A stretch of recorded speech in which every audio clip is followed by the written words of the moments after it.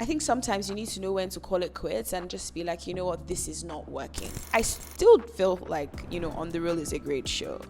But what a lot of people were telling me was, Timidayo, it's a bit ahead of its time. It's very different. And I just felt like, why? Like, why is it not what people want right now? What do you mean? And I think I got distracted by the noise. You go online, Monday, everybody dropped their box office, 100 million, 500 million, this, that. And I'm like, oh God, no, how much have I done? And be confident enough in your work, that if it doesn't work out, if it does work out, great. If it doesn't work out, you're like, okay, you know what? I did it and I'm going to, stand by it.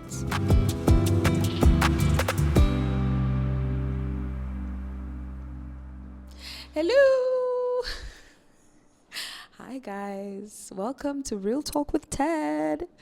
I'm Timidayo Makonjola. I am a filmmaker, I'm a wife and a mom of 2. Yes. And yeah, I decided to basically start this podcast. I really never thought I'd be here doing a podcast with a podcast mic. I think I was one of those people that are like, you know what, they should ban podcast mics because everybody's just on this podcast thing. But I'm like, why not? I felt like I had something to say, and I want to say I caught the bug. I caught the podcast bug. Yeah.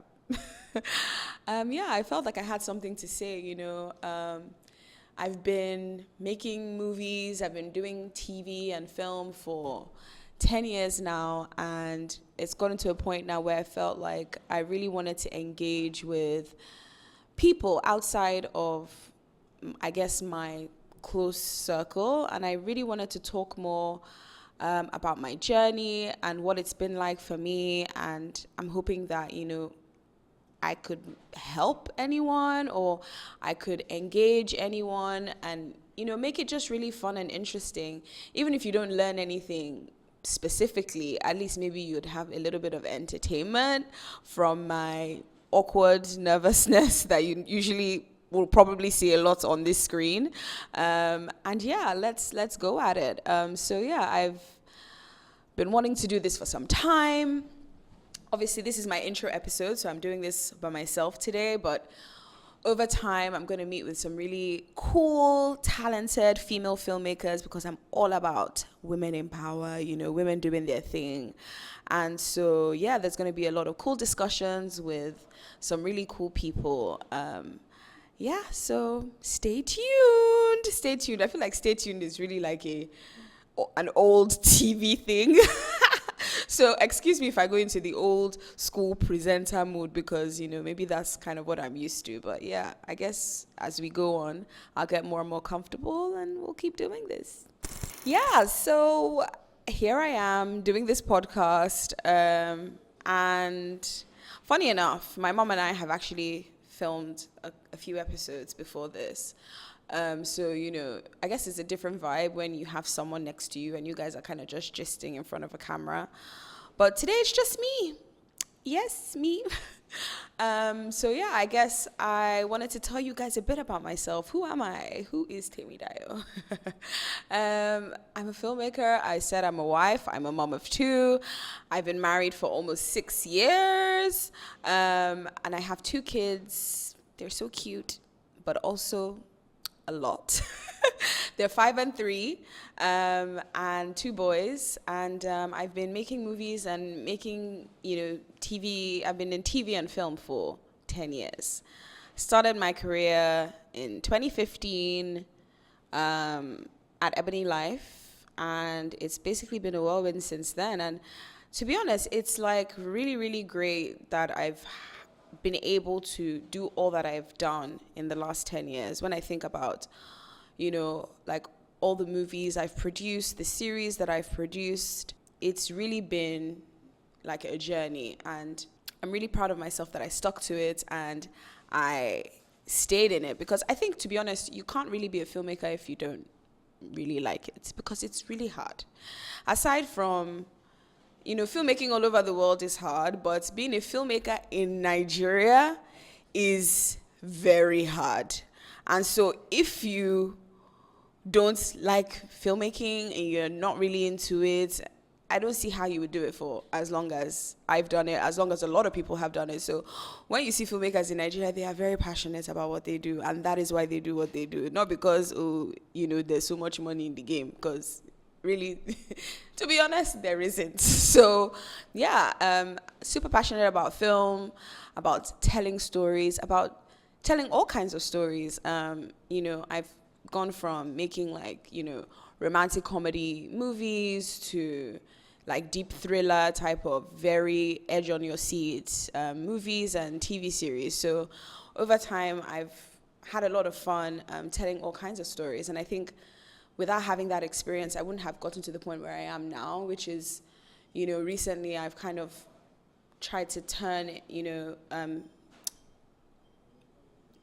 segue into really writing and directing my own stuff, which has actually been really fun. Yeah, so without doing all of that, I don't think I'd have ever really gotten into writing or directing.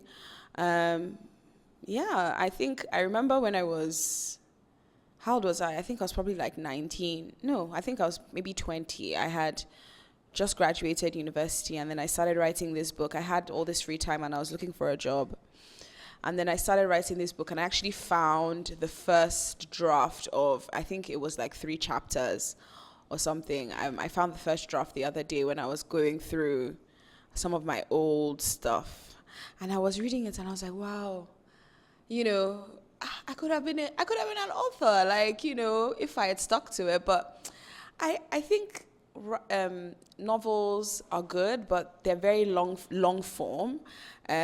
So I love to read novels, but I don't think I could have stuck to being an author, to be honest. Filmmaking is a lot more, I would say, dynamic. It moves quicker in a way that compared to a book. And you also get to have a lot more fun with characters, and it's visual as well. Like, I love going from like paper to camera, and then to screen and seeing the final thing. So that's always been, stories have basically always been in my head. And even from primary school, I remember wanting to be Maria on stage for The Sound of Music, and that was like, I really thought that was my moment where, this is it for me. I'm going to be an actor. So I think film and TV have kind of always been in my mind somehow. So I guess that's a little bit of me. I remember being in London, like I was still in university, doing my master's or just kind of finishing my master's. And I think there was a new show. Yes, there was a show called Giddy Up. Giddy Up. When I watched Giddy Up, it was like, whoa, kind of like mind-blowing, because this is a show about young people living in Lagos, dealing with like things that young people are dealing with, and it just felt so real, and I don't think I'd ever seen anything like it before. And it kind of just set me off like, okay, this is really something great. And at the time, also Ebony Life was kind of just starting as well. And they were going into, obviously, Ebony Life was an entertainment channel. 50 had already been made, but 50 is a completely like different vibe to a show like Giddy Up, right? So that was my first time seeing young people on screen in that way, and I thought, this is so cool. So shout out to Jade and the whole Giddy Up team, like Somkele, Daniel, those were the guys that I felt really started this great thing. And so being in London, I was like, okay, I want to move back to Nigeria. I really want to get into film and TV and all of this stuff. And obviously at this time, Ebony Life had started. So I was like, okay, this is what I'm going to do. I don't know if you know anything about me, but I have a legendary mama. Her name is Mo Abudu. Yes, that's my mom. And so that's how I basically got into filmmaking, was under the Ebony Life brand, working with my mom. Not working with my mom, working for my mom. And over time, we would produce films and produce TV series that were created by other people. Although I did have the chance to create my own show called On the Real, which was a really fantastic opportunity. Actually, I'll get back into that. So yeah, working with my mom at Ebony Life for 10 years. And I think it got to a point where I was like, you know what, I really want to try and do something on my own.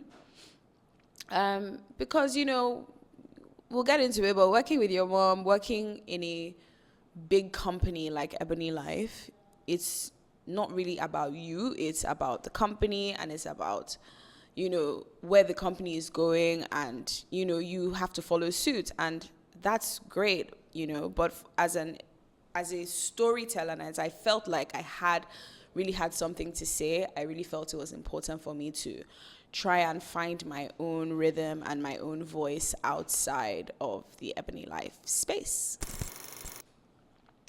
Yeah, so I had kind of put together a few different ideas for shows on my laptop.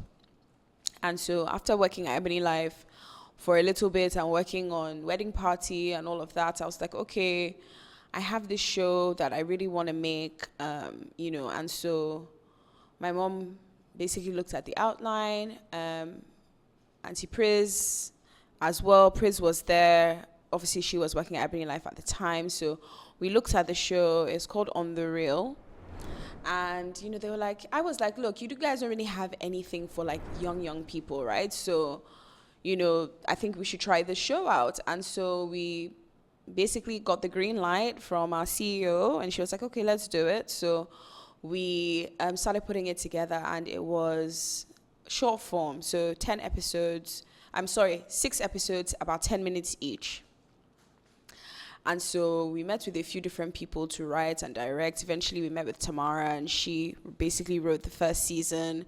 And then we got Tosi Koka from America, who's a really good friend of Priz, to come in to Lagos to direct the series. And then we started casting, and that's when I met Ini, Aka, Nancy, Morris, David Jones, Funtor, who was working at Ebony Life at the time. We auditioned, we held auditions, we called out people to come in for auditions. It was like a really big deal, and I was actually so excited to do the show. And I think we shot the show in 7 days or something.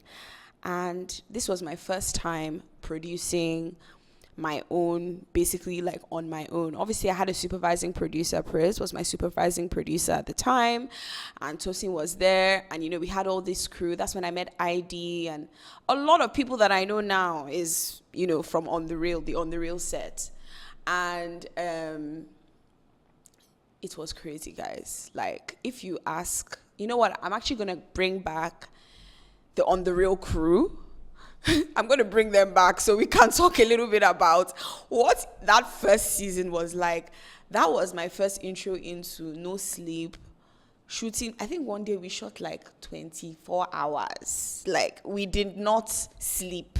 I got sick. I remember being so ill that I passed out, and they had to keep shooting without me because I was so sick. I think I had thrown up, and I lost so much weight in that 7 days. It was crazy. Like, we were filming in club. We filmed in a club. We filmed in this place called Wiri. Shout out to Riri. We filmed in this place called Wiri in Lekki. That's where we shot the 24-hour scene. If you've ever seen On the Real, or you can go see On the Real right now, there's one scene where it's basically the scene doesn't cut. Like, I think they call it a mise en scène, where you just go and you roll. And that was the first time we had used not even a Steadicam, a gimbal, to film one entire scene. And I think the whole shot was like 7 minutes. And if something went wrong, you had to stop and start again. So if you talk to any of those guys, yeah, that is one thing that they'll remember. Even till, I don't know, a few months ago, I remember seeing Nancy, and she was like, Temi did not want us to sleep. We just kept shooting and shooting and shooting. We didn't stop. So that was like my first intro into being on set, and it was so hard. And that's how I know I really love filmmaking, because even after that was done, I still wanted more. And so, yeah, that's, we did On the Real. It did really well online, although not as well as I wanted it to, which was kind of my first intro into feeling like imposter syndrome. Like, do I really know what I'm doing? Like, this thing that I've done, is it that great? Because I really felt like, oh, this show is, I still feel like, On the Real is a great show. But what a lot of people were telling me was, Timidayo, it's a bit ahead of its time. It's very different to, it's not, maybe it's just not what people want right now. And I just felt like, why? Like, why is it not what people want right now? What do you mean? So we partnered with Accelerate TV at the time, and that's how On the Real was launched. And we had this really cool premiere party, very, very cute premiere party that I also killed myself over because I did all the decor myself with some help from some people, but a lot of it myself. And we just were not getting like the hundreds of thousands of views that I wanted, And I was like, why is no one into this show? Like, why is no one watching it like I really want them to, But yeah, I guess that was kind of my first into getting this imposter syndrome. Like, do I really know what I'm doing? I keep creating, and I'm not really sure if people are really feeling it or feeling me like that. So yeah, On the Real, I would always love it though. It's very dear to my heart. And to a lot of people as well, because I meet a lot of people now and they're like, oh my God, that show On the Real, I love that show so much. Aren't you guys doing another season? We did the second season and that did really well as well. And that's been a few years now. And even still till today, people are like, I love that show. So, I mean, even if it's for only the few people that, that really do love the show, I think I'm happy because that's all you can hope for. And it also has helped shape my idea of who I am as a writer and as a filmmaker, in that I don't think I am like that commercial girl, I'd love to be like, and I think that people that are able to tell stories that work for big, big mass, I wouldn't even say mass, but that just are more commercial. I think like your brain basically works in a different way because you're able to tell a story in a really interesting way that can relate to a lot of people. And not just the story itself, but visually itself. I think that that's something really, really cool. And I'm actually going to have some people who are able to do that really, really well. I'm going to have them on this podcast really soon. So I made a little mention about imposter syndrome. And I think this is this is something that a lot of people deal with. It's just feeling like, are they doing it right? Are they really like, are people really going to feel what I'm doing or what I'm saying? And just feeling like you're not worthy, you're not enough for this thing. And I've dealt with that a lot over the years because I think as a creative, as a filmmaker, as a creative, you put yourself out there. It's very, very vulnerable to create something and put it out there. And people are going to look at it and judge it and say, oh, yeah, I like it. Oh, yeah, no, that was shit. Or, oh, God, who did, why did she do that? Or this story no makes sense. Or confusion, like God, So for me, when I made On the Real, which was my first into writing and creating, I was, that imposter syndrome really hit me deep. Okay. And I think for some time I had to leave it alone, and I was like, okay, you know what? Let me just focus on other things. I was working at Ebony Life. There's a ton of work that we're working on, so I could just park it, leave it, and say, okay, let's move on to something else. Yeah, that's kind of what I did. And I don't, even till now, I don't think the imposter syndrome has gone away, For a moment there, when I created another show called Money, Men, and Marriage, which is actually one of my favorites. Again, imposter syndrome kicked in because we had done this show. We actually created this show under the Ebony Life brand. And I'm going to give you guys some gist into it. So we had done this. We had made the show, filmed it for 6 weeks. And it was so fun. And, we had a lot of fun with it.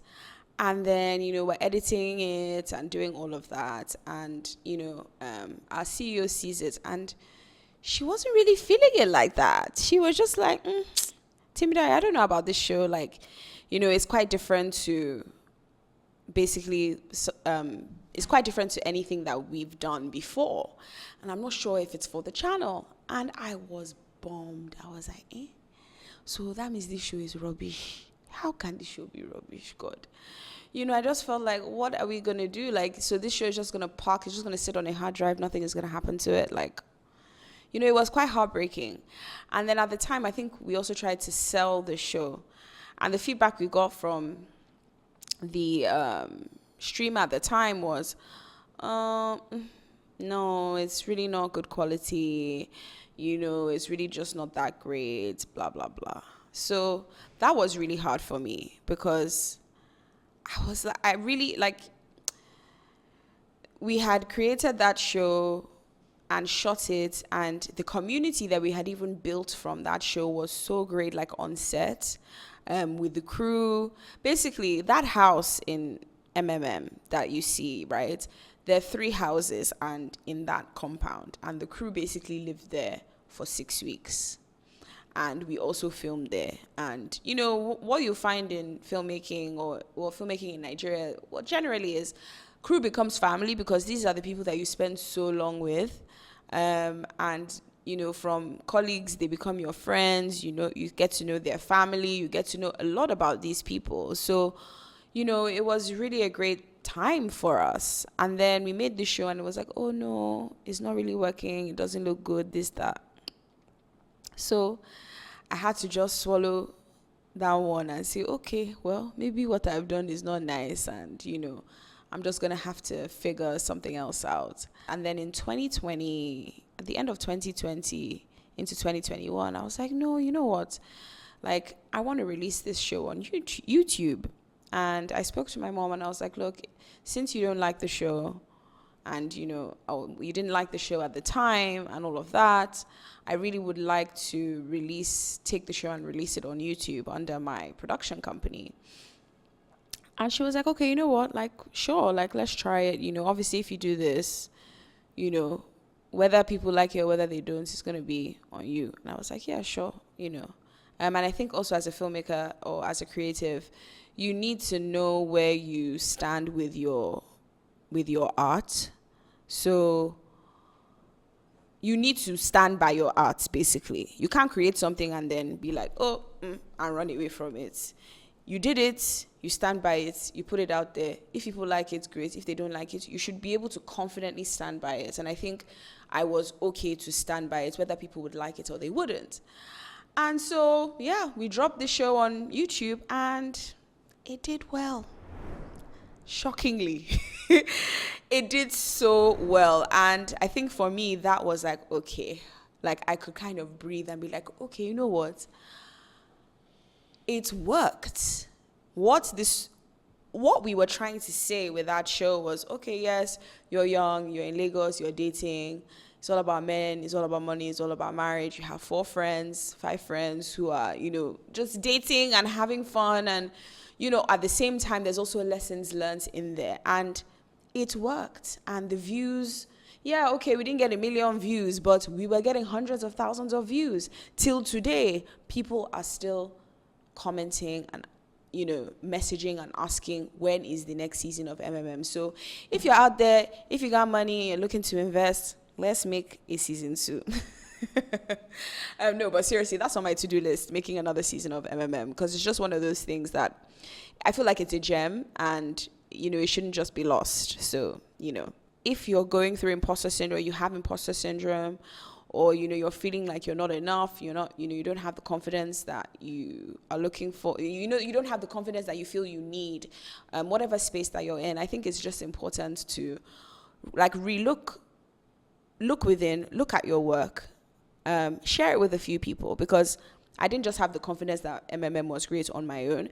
I shared it with a couple of people and I was like, what do you really think? And they told me it's good. So based on that alone, I think you somehow need to just switch off that self-doubt in your head and just say, you know what, I'm going to do this, and be confident enough in your work, that if it doesn't work out, if it does work out, great. If it doesn't work out, you're like, okay, you know what, I did it, and I'm going to, stand by it. So as you guys can see, my mom has had a huge impact on my career, right? And it's been interesting working with her over time, because at the same time, as much as I've learned a lot from working with her, it's also helped me kind of shape who I am, or who I know I want to be in this space. I never really thought that I'd work with my mom, to be honest. And we're actually very alike in a lot of ways. But going into this space of film and TV and all of that, it's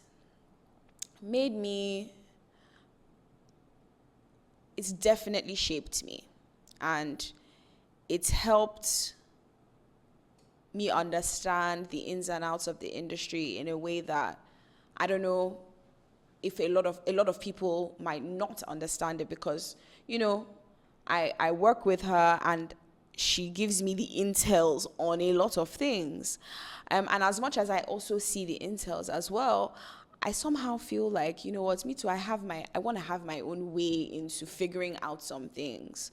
So when she tells me, Temidayo, this is how it should be done, based on blah, blah, blah, blah, blah, this is how it should be done. And I'm like, I don't know if I want to do it that way. And that's where we clash.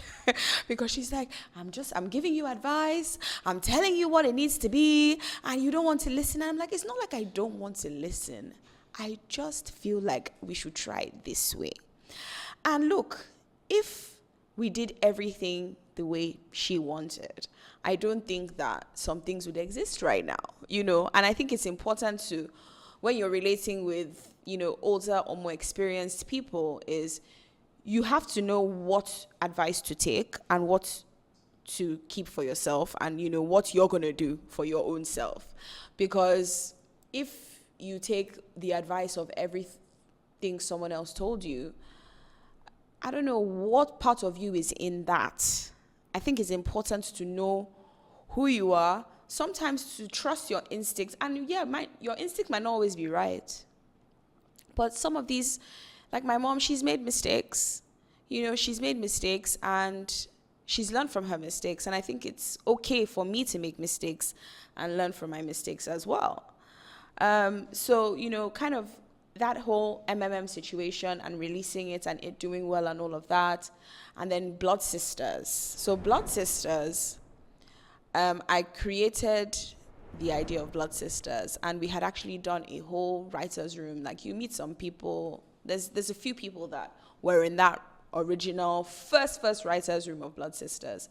And we workshopped the idea, and, we created some of the characters and we tried to work the story a bit. But I was not an experienced writer at the time, and a lot of the people in the room were also not experienced writers. But they gave us the chance. They did. My mom, Heidi, they gave us the chance to workshop the idea and see where it could go and all of that. And I want to say it wasn't great. The writer's room, what came out of the writer's room wasn't great. And I think that's because at the time I didn't really understand story structure. Because as much as you want to write something, there is an art and there is a formula almost. It's like people go to school to study writing. It's not just something like I just write, and you got the answer. So you have to understand the art of story structure and the art of telling stories, to be able to run a writer's room and it come out well. So we tried it and it didn't really work. And they basically were like, you know what, we're going to give the story to some other writers to work on. And I want to tell you, I was gut wrenched. I was like, no, we can't do it. Why? And that's the thing with my mom is, as much as she wants to see me win and she wants to see me, do well, she's also a businesswoman. And she's like, girl, look, this is not working. So I'm going to have to take this from you and give it to somebody that kind of knows what they're doing right now. And, she didn't make me feel bad, but she has to do what she has to do for the brand, for the business. And that was hard. But obviously they took the idea and they workshopped it, with some really great writers. And that was basically the idea that what you see on Netflix. On Netflix is the blood sisters that you see. So that first baby writers room that we did back in Ilukweju then for, I think it was 3 or 4 days, it was just like we just scratched the surface, right? With some of the characters, with, obviously with the premise of the show itself and some of the characters. And yeah, fine, we got a little bit of motivations in there, but it was not as structured, as clearly structured, as what eventually was done. And so basically that's an example of what it's like working with my mom, When something is good, it's good. She'll tell you it's great. And when it's not, she will tell you it's not. And she's not afraid to tell you it's not great. And she doesn't care whether you're my daughter, you're my sister. If it's not working for her, she's going to say. She will give you the room and give you the space to do what you want to do. But if it doesn't work, it's on you. And so, yeah, I think working with family, working with your mom, people are like, oh, mother-daughter relationships. We have a good relationship, but we also have like a very honest one. Like, if she feels a certain way about something, she'll tell me. If I feel a certain way about something, I'll tell her. I know people have seen it go down sometimes, between us. But it's cool because ultimately all I want is for her to kind of respect me as a storyteller, and I respect her as a storyteller, and obviously as my CEO, like as my boss, because at the end of the day, she calls the shots, she writes the checks, and so you have to respect that. And trying also my best to not even support, but be an integral part of the journey to where we're going. But also, having your own aspirations. Sometimes they might not always align, like, okay, I want to direct my own film. And I'm going to direct my own film at the same time as there's another production going on. And that means I can't produce for Ebony Life. And that has happened where I have not been able to produce for a film or a show because I'm not available. Whether it's because, okay, maybe I'm having a baby or I'm working on something else, so I can't work on that production. Those are, I want to say, privileges that I have gotten. But at the same, so it's hard basically when you have your own aspirations, and then you also have this big giant company that you're a part of. And how do you bring them together and for them to align? And I think that that's something that I'm still trying to figure out because, it's hard. And who doesn't want to be a part of a giant, global, amazing company, but also, you have your own things that you want to do. You have your own stories that you want to tell, and sometimes they might not always align. And so, yeah, we're on the journey of basically trying to figure that out. I remember we used to go to MIPCOM, which is this huge TV market in Cannes. And I've been twice, I think. And it's like eye-opening meeting with, that was like the first time that I would meet with people like outside of the Nigerian film space. And you got to really meet with all kinds of people. I think at the time Breaking Bad was still happening, and Hank from Breaking Bad was there, and you get to meet all these people from all these, from Sony and HBO, all these different production companies, global distribution companies from all over the world. And seeing my mom kind of sow those seeds back then, because going to MIPCOM and having a stand, like Ebony Life would have a stand at MIP, right? Going and paying, you have to pay for a stand there. It's not cheap, okay? So seeing that you have to invest in yourself to be able to reap the benefits later on, that's what I learned seeing her do all of that. Because you don't have to spend all those, euros. It's not cheap. Spending euros, buying a stand, doing your stand-up, doing all your packets, taking them to MIP, then setting up all the meetings, talking to all the people, and every year she would go, and, she would send all these emails, and she'd reach out to all these people, and they'll be like, oh, we're not really ready for this yet, or okay, we'll come back to you, and nothing ever happened. And then year after year, then one year they asked her to be on a panel, and then another year she did, and then you've literally seen like the transformation of what was going on then to where she is now, signing co-production deals with people, being in Variety's top 100 list, being in, doing all these things. And it's because she invested in herself. So that's what being so close to her has taught me, is you need to invest in yourself. And this is not even just, it's really not just personally, it's also as a storyteller. If you have an idea, you need to develop the idea. It shouldn't just sit as three lines in your notes on your phone or in your laptop. You need to invest in developing your stories, so that if someone comes to you today and says, oh, I have $1 million, do you have a story? You say, oh yes, I do. And you bring them out. And that's basically how you try and sell yourself, I want to think back to my film in 2005. When I first had this idea, I had this idea many years ago, and I was stuck on making this film. And it wasn't until 2022 that I basically was like, okay, you know what? I need to start spending the time writing this film. I didn't know how I was going to make it yet. I didn't know who was going to invest in it.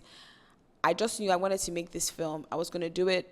I was going to try and do it on my own or collaborate with someone to do it. And so I started developing the idea. I first wrote the outline, then did the characters. So I did the characters, then I did the outline. And then I worked on the outline a bit. I gave it to people to read. They gave me notes.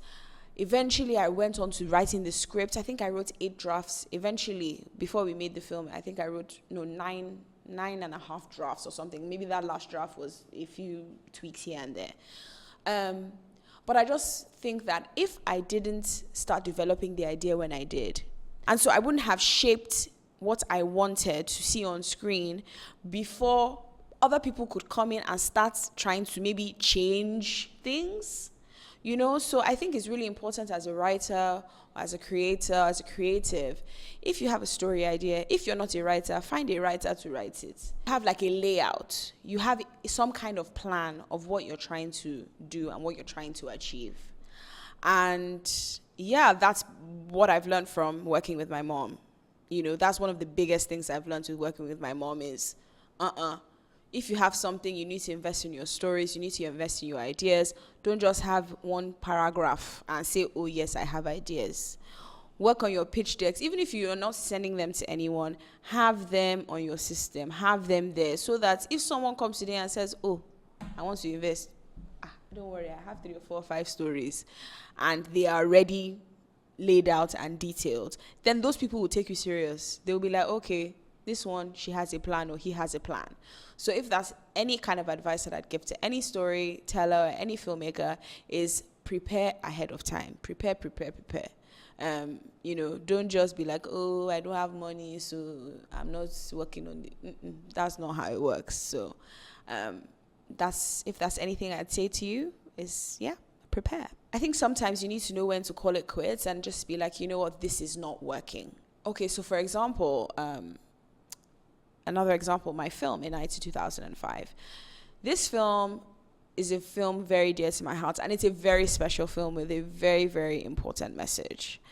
And I needed to take care in telling that story because it's such a heavy subject matter and is a sensitive subject matter. And I didn't want to just tell the story carelessly. So I felt, I really needed to tell it in the way that I did tell the story. And not everyone agreed, my mom included. We've actually talked about this on our own podcast, where, she felt like, if you're going to go to the cinema in Nigeria, your film needs to be commercial, and that's even going to be a separate topic, is marketing your film in cinemas, in theaters in Nigeria, because boy, the things that I saw, intense. So she's like, your film is not commercial. If you want to make this thing commercial, this is what you need to do. This is how you need to, blah, blah, blah, blah, blah. And I really struggled. I really, really struggled with that, because I was just like, I don't think I can make this film commercial. I don't think I would have been proud of the film that I made if I turned it into this big commercial, machine of a film, I don't think I could have stood by it. Or maybe I could, I don't know. But at the time that I was writing it, I just didn't see how I could make it commercial without taking away the heart of the story. And some people would watch the film and say, oh, it doesn't have heart, or oh, it fell flat here. And that's fine, like, if that's how you felt. But I watched that film and I've seen people cry from the film. Even me myself, I cried the first time I actually watched the film beginning to end. So if you didn't feel like you didn't see the heart in the film, that's okay. But I know I did, and I know a lot of people did. So I couldn't make that film commercial. But somehow, when, we're gearing up for the release of the film and you've had the premiere, you've had all this great feedback at the premiere, like, okay, this film is great. Okay, it's going to go to the cinema. No, maybe we can prove people wrong. Maybe we can actually do a great box office with a non-commercial film. And we went into the box office, we went to the cinemas the first week. Okay. When I say okay, like really okay. Second week, not great. Third week, not great. So clearly this is not a commercial film. And that first week, after we got the numbers, I think I just cried, because I was like, oh my gosh, how is my film not doing well in the cinema? Like, isn't this a good film? And I was so upset. And I think I called a bunch of people that day. I called my mom. Obviously my husband was there. I spoke to Isioma. I spoke to Mimi. I spoke to a few different people, and they were like, Temidayo, but did you really think that the film was going to do that well in the cinema? It's a commercial film. This is Nigerian cinema. Films like this don't do super well in the cinema. And I was like, yeah, I know, but I just hoped. I really hoped. I really felt optimistic that, people would see what I was trying to say in the film and they would flock to the cinemas to watch it. And that's not what happened. And I think after the second week, I would go into the cinemas, guys, and Queen Latifah was very much in his high time at the time that In Night 2005 came out. And I would be in the cinemas and you would see groups of people queuing up to watch Queen Latifah, selling out. Shout out to Wumi Toriola, because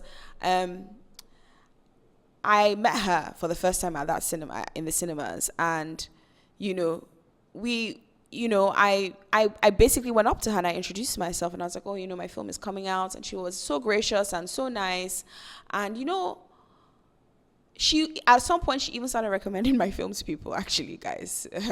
That's how nice she is. But because they had already come to see her film, they had already come to see Queen Latifah. So she's like, oh, you've already seen Queen Latifah? Oh, you should see A Night 2005, So we'll get into marketing of Nigerian films in a different episode. But my point is, I would see droves of people coming in to watch other films, and I would just be like, whoa.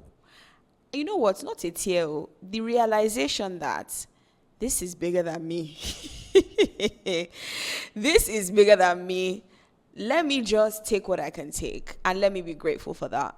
And, at some point, I think, when you have like maybe 60, 70 people in the cinema watching your film, you're like, you know what? That's cool. Like, I'll take that. And they would come out and they would be like, oh my God, why haven't I never heard about your film? This film is amazing. And I'd be like,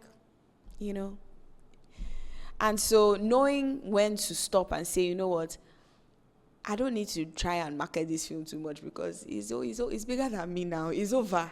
So knowing, okay, this is what I've done. This is where I am at. This is how much I know I can do. And when to stop and say, I can't invest any more time into this. I need to be done and move on to the next thing, because there's only so much more that I can gain from trying to market this film in the cinema. And thankfully at the time, we knew that the film was going to go on Prime. And so if you haven't seen it, go and watch it right now. Thankfully, we knew the film was going to be on Prime. And like a lot of people said, this is a film for streamers, not a cinema release film. And I thought, okay, let's see. And it came out on Prime, and it did so well. I think at one point it was number 2. Christmas in Lagos came out the same time. And Christmas in Lagos, I think, stayed number 1 for a long time. We never got to number 1, but I think we were we were number 2 at one point, we were number 4, we were number 3. So at least for that month of December into January, in 2005 had its time online. And yeah, I can say, you know what, I'm happy, but you have to know why you're doing what you're doing. I did not make, my husband actually made a really good point. He said to me that, but did you make this film to make money in the cinema? Did you make this film to blow out the box office? No. So why are you upset? And I think I got distracted by the noise. You go online, Monday, everybody dropped their box office, 100 million, 500 million, this, that. And I'm like, oh God, no, how much have I done? And he made such a good point. Did you release this film to go to make money like that in the cinema? No. Why did you make this film? I made this film because I wanted to do something on my own. I made this film because it was an important story for me to tell. And that's exactly what I did. And I'm proud of it, and I'm proud of the work. And so, yeah, but you see how easy it is to get distracted and to listen to all the noise.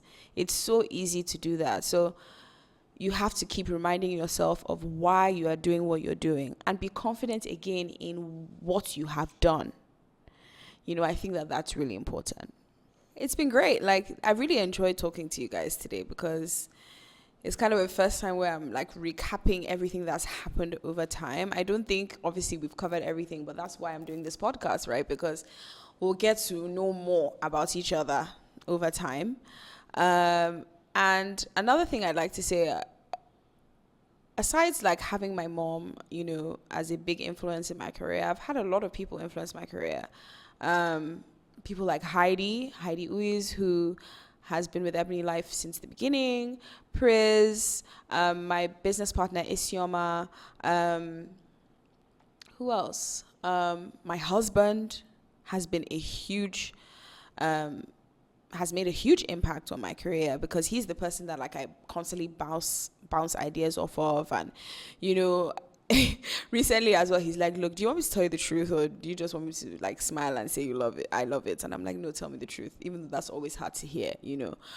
So it's been great, like this journey of, getting into filmmaking, and even how that's changed, for me over time. Like in the last 5 years, I've had 2 children, and raising them in Lagos, trying to be a present parent, but at the same time being a filmmaker, also being a wife, having a home, also having friends, and kind of trying to balance and juggle everything. It's been quite a journey, and it continues to be a journey because it's not over.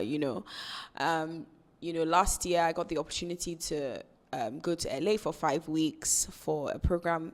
It's called the ACTV, the African Creative TV program, and that's the first time that I left my kids for that long, and my family, my husband, for that long. So being away from home, just chasing the game, you want to write, and I went there as a writer, and that was really great for me because I got to focus only on writing for 5, almost 6 weeks. Never ever done before, so that was a great experience. And so, I guess I'm excited that I get to share a bit of my journey with you guys. I hope that, you watch and you listen, subscribe to the channel. I can't believe I'm saying that. Subscribe, hit subscribe. Come back next week for a new episode, and comment, like, share, send questions. What do you guys want to know? Maybe we can put in a little segment to like answer some questions, give some advice, whatever. Let us know, let me know what I can do to like make this better for you guys and more engaging and more entertaining. But yeah, thank you for watching. I'm so excited. I can't believe it. The first episode of Real Talk with Ted is out. And next episode might just be me again, or it might just be me with a guest. I don't know, you'll see. But either way, it's gonna be fun. Okay? See you next time. Bye.